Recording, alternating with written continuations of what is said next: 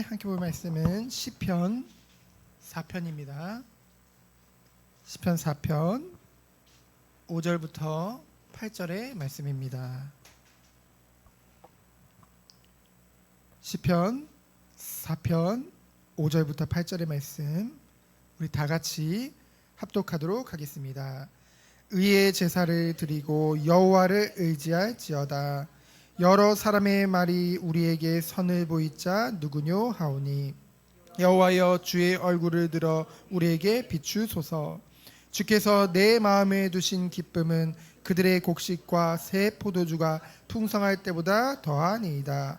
내가 평안히 눕고 자기도 하리니 나를 안전히 살게 하시는 이는 오직 여호와이시니이다. 아멘. 함께 본 말씀의 제목은 우리 주께서 내 마음에 두신 기쁨입니다.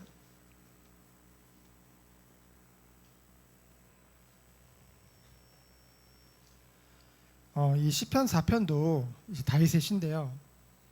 이제 3편부터 5편까지 어떤 배경을 가지고 있냐면은 바로 아들 압살롬이 왕자죠. 근데 다윗에게는 수많은 대적들이 있었거든요. 그렇잖아요. 한 나라에 왕이 있으면은 뭐 지금도 뭐 여당 야당 뭐 여러 가지로 막 싸우잖아요. 정치적으로. 분명히 대적들이 있었겠죠. 그들과 결탁해서 아버지인 다윗을 향해 반란을 일으킨 겁니다. 굉장히 어찌 보면은 힘들겠죠. 얼마나 참담하겠습니까? 자기의 친아들이 자기 아버지를 죽이고 그 시대에는요 왕의 자리를 오르려면 죽여야 되는 거거든요. 아들이 자기를 죽이겠다고 여러 대적들과 힘을 합쳐서 자신을 공격해오니 얼마나 참담한 심정이겠습니까? 근데요 오늘 말씀에 보면은 그러한 너무나 영적으로도 그렇고 정신적으로도 그렇고 육신적으로도 그렇고 힘 빠지고 지치고 힘들 수밖에 없는 상황 중에서도 다윗은 고백하는 겁니다. 무엇을 고백해요? 함께 하시는 그 하나님, 그 하나님이 나에게 주시는 참된 기쁨과 그리고 어떤 상황 속에서도 나를 안전하게 하시고 도우시는 그 하나님을 고백하는 것을 우리는 보게 되어집니다. 다윗이 어떻게 그러한 은혜를 누릴 수 있었을까요? 갑자기 다윗이 원래 성격이 좋아서 아닙니다. 늘 항상 다윗이 누렸던 것이 있어요. 무엇입니까? 하나님과의 늘 친밀한 교제 속에 있었다는 것이죠.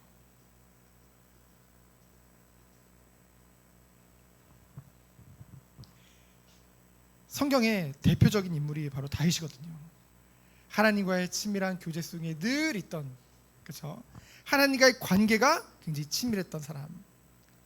그래서 그것을 늘 시를 통해, 노래를 통해, 기도를 통해 고백했던 그 다윗. 얼마나 큰 고난 중에서도 고난이 오더라도 세상 사람들이 봤을 때는 정말로 이렇게 말할 수도 있죠. 정말 죽고 싶은 심정일 텐데 다윗은 그 상황 중에서도 흔들리지 않고 오늘 시편 4편과 같은 고백을 할 수 있었던 것입니다. 그러면은 이러한 고난 중에 다윗이 항상 찾은 것이 있죠. 우리가 찾을 것입니다. 우리가 늘 찾을 것은 누구일까요? 바로 내 의의 하나님인 줄 믿습니다. 1절에 보니까 내가 부를 때 응답하시는 하나님이시죠. 왜 그렇습니까? 우리는 주의 백성이요 주의 자녀이기 때문입니다. 이미 하나님이 우리를 택하셔서 우리와 끊어질 수 없는 관계를 하나님이 우리와 맺으신 거예요. 그렇죠? 언약 속에 결코 거짓말을 하실 수 없는 그 하나님께서, 신실하신 하나님께서 언약 안에서 우리와 관계를 맺으신 것입니다. 그래서 우리의 작은 신음까지도 응답하시는 그 하나님인 줄 믿습니다. 그러면서 뭡니까? 곤란 중에도, 살다 보면 얼마나 곤란한 일들이 많습니까? 그 중에서도 나를 너그럽게 하셨다. 하나님의 은혜죠. 그래서 그 하나님은 어떤 하나님입니까? 1절에 보니까 내게 은혜를 베푸사 나의 기도를 들으소서. 우리의 기도를 들으시는 하나님인 줄 믿습니다. 우리가 매번 예배를 드릴 때마다 정말로 기도했으면 좋겠어요. 정말 이 예배를 통해 하나님을 더욱 깊이 깨달아 알게 하시고 하나님과 더욱 가까워지는 시간 되게 하여 주옵소서. 이 예배가 그냥 드리는 예배가 아니라 정말로 하나님 앞에 나를 드리고 정말 하나님이 주시는 그 은혜를 통해 세상의 그 어떠한 어려움과 고난에 있더라도 그 모든 것을 뛰어넘어 오직 하나님께 영광을 돌릴 수밖에 없는 정말 그 축복 속에 들어가는 그런 예배되게 하여 주옵소서. 그 기도를 들으시는 하나님인 줄 믿습니다. 그런 하나님이에요. 그래서 이 1절에 무엇이 나와 있는 거예요? 하나님을 향한 다윗의 신뢰. 정말 우리는 하나님을 신뢰합니까? 정말 우리 주님을 신뢰합니까? 세상 사람들은요 의지할 게 못 돼요. 세상의 것들은요 신뢰할 수가 없습니다. 오직 영원하시고 변함없으시고 신실하신 하나님만을 신뢰하며 나아가는 우리 성도님들이 되어지길 축원드립니다. 두 번째로 뭡니까? 대적과 추종자들을 향해서. 대적이 있는가 하면은 그 다윗을 따르는 자들도 있죠. 그들을 향해 지금 다윗이 말하고 있는 것입니다. 2절에 보니까 뭐라고 했냐면요, 인생들아, 이 대적들이라는 짓이에요. 인생들아, 어느 때까지 나의 영광을 바꾸어 욕되게 하느냐. 그러면서 뭐 한대요? 헛된 일을 좋아하고. 헛되도다. 모든 것이 헛되도다. 그렇게 고백을 했는데요. 그 솔로몬은요. 근데 그 헛된 일을 좋아한대요. 이 대적들은요. 그리고 그들의 특징이 뭐예요? 거짓을 구하는 자들이죠. 세상이 그렇습니다. 그런 자들을 향해 뭐라고 합니까? 그들이 지금 말하거든요. 자, 저 다윗 봐라. 지금 아들 압살롬이 일어나서 지금 도망간다. 제가 진짜 하나님 뽑은 왕이 맞냐? 쟤 진짜 이스라엘 왕 맞냐? 다들 그러고 있는 거예요. 근데 그것을 향해 뭐라고 합니까? 여호와께서 자기를 위하여 경건한 자를 택하신 줄 너희가 알지어다. 무엇을 알지어다요? 하나님이 하나님의 자신을 위하여 다윗을 택하셨다는 것이죠. 하나님이 우리를 택하셨어요. 우린 잘한 게 없잖아요. 우리는 진짜 의로운 거 하나도 없고요. 우리는 오직 죄뿐이었거든요. 근데 그러한 우리를 하나님이 택하신 거예요. 그렇죠? 누구를 위해서요? 하나님을 위해서. 하나님의 영광을 위해서. 저는 그렇지 못한 것 같은데요. 근데 하나님은 그러한 우리임에도 불구하고 우리를 통해 영광 받으시겠대요. 그것이 하나님의 뜻인 것입니다. 그래서 뭐예요? 왕으로 다윗을 세우신 것은 하나님의 택하심이라는 거죠. 경건한 자라고 했는데요. 이 경건한 자는 이 히브리어로 보면은 헤세드입니다. 이것은 변치 않는 신앙을 말해요. 그렇죠? 하나님이 택하신 자들은 뭡니까? 경건한 자, 곧 한 번 택함을 받은 자들은 그 은혜와 사랑에서 결코 끊어질 수가 없고요. 결국은 완전한 구원의 축복 속으로 하나님이 이끌어 가시는 줄 믿습니다. 우리가 그 은혜와 사랑 가운데 있는 거예요. 그래서 뭡니까? 구원의 가장 큰 축복은 그 구원을 끝까지 유지하는 거라고 했죠. 우리 작년에 했던 정교회 세미나 기억나시나요? 그렇죠? 그러면 반대로 추종하는 자들은 4절에 보니까 어떻게 했습니까? 너희는 떨며, 얼마나 이 다윗을 따르는 장수들 얼마나 피가 끓겠습니까? 그렇죠? 떨며 하지만 범죄하지 말지어다. 자리에 누워 심중에 말하고 잠잠할지어다. 그것을 말하고 있죠. 저들을 복수해야지, 저들을 죽여야지, 증오하고 막 저주하고 그러지 말고 무엇을 하래요? 5절에 보니까 의의 제사를 드리고 여호와를 의지할지어다. 누구만을 의지할지어다? 여호와를 의지할지어다. 우리에게 억울한 일 있습니까? 때로는 분에 차는 일 있습니까? 우리가 나를 의지하고 사람을 의지하는 것이 아니라 오직 이 모든 것을 아시고 신원하시는 그 하나님만을 의지하기를 원합니다. 그것이 하나님을 믿는 자들의 축복이에요. 그래서 마지막으로 다윗은 무엇을 고백하고 있나요? 나를 안전하게 살게 하시는 이를 고백하고 있죠. 나를 안전하게 살게 하시는 이.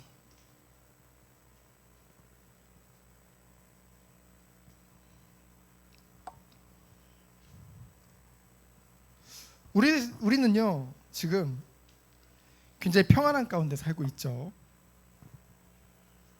세상에서 봤을 때는 유일한 분단 국가요. 지금 휴전 국가거든요. 우리나라는 아직 전쟁이 끝나지 않은 국가입니다. 언제 전쟁이 일어나도 뭐 이상할 게 없는 그런 나라죠. 그런데 우리는 평안해요. 그렇죠? 염려하지 않아요. 걱정하지 않아요. 이유가 뭘까요? 사는 게 바빠서 그럴까요? 또는 너무 휴전이 길어지다 보니까 여기 익숙해진 걸까요? 그런 것도 있겠죠. 근데 우리는 그것 때문에 평안한 게 아닙니다.